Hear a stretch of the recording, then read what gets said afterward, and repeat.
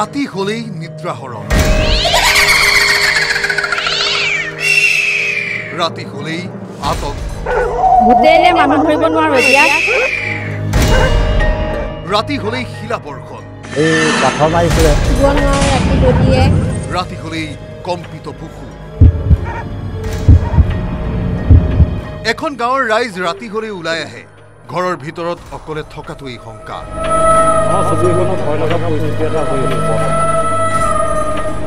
আন্ধাৰ আহিলেই আতংকত বুৰ যায় এইখন গাঁও হাতে হাতে লৈ ফুৰে গয়াই টৰ্চ লোৰ লাঠি অন্যান্য সামগ্ৰী পুৰুষ মহিলা কোনো বাকী নাই গাঁওখনত কিবা এটা বিচাৰি ফুৰিছে গয়াই এয়া তেজপুৰৰ মিলনপুৰ কোচৰ চুবুৰী তেতিয়া মাজনিশা বিগত 5 দিন ধৰি এই গাঁওখনত একে অৱস্থা বেলি বহিলেই গাঁৱৰ ঘৰে ঘৰে হয় শিলাবৰ্ষণ প্ৰথমে ঘুনুক ঘানাককৈ ওলাল খবৰ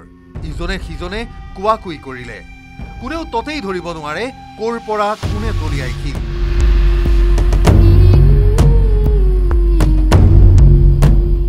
লদি থাকে পাথৰটো আহে কিন্তু কেনি আহে গম নাপাওঁ টিঙত পৰিলে শব্দটোৱে শুনো ডাঙৰ ডাঙৰ পাথৰ এই দুটা পাইছো বাৰু আমাৰ যেতিয়া দাদাহঁতৰ ঘৰত পৰিছে ভিতৰত পৰাটো আমি বুটলি লৈছো গাঁৱৰ ল'ৰাহঁতৰ শান্তি নাই গাঁৱৰ যদি এইটো মূৰত দুটা শিল পৰিল আনটো মূৰত খনিক পাছতেই আন দুটা শিল দুয়েকে বুটলি ললে পেলাই থৈ যোৱা শিল মানুহে চন্দ্ৰত ঘৰ সজাৰ কথা ভাবি থাকোতে অসম মুলুকত চিন্তা চলিল গাঁওখনত হেনো অশৰীৰীৰ প্ৰৱেশ ঘটিছে অৱশ্যে এই চিন্তা বেছি দিনলৈ নাথাকিল দিন বঢ়াৰ লগে লগে ৰাইজে বুজি উঠিল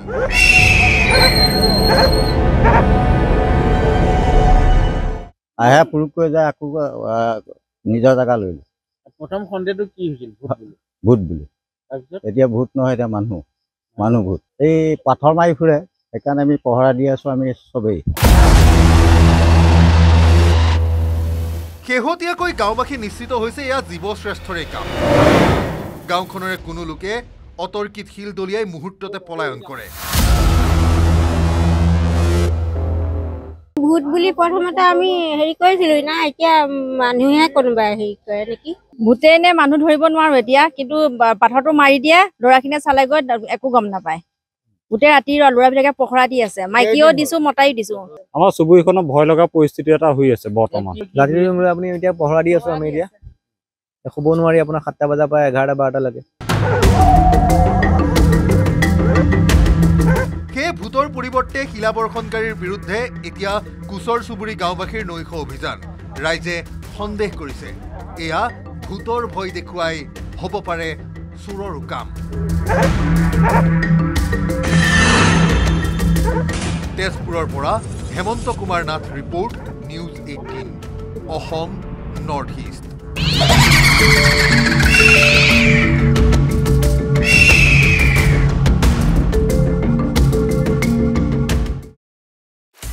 আপুনি বিচৰা বাতৰি পাব কেৱল নিউজ 18 এপত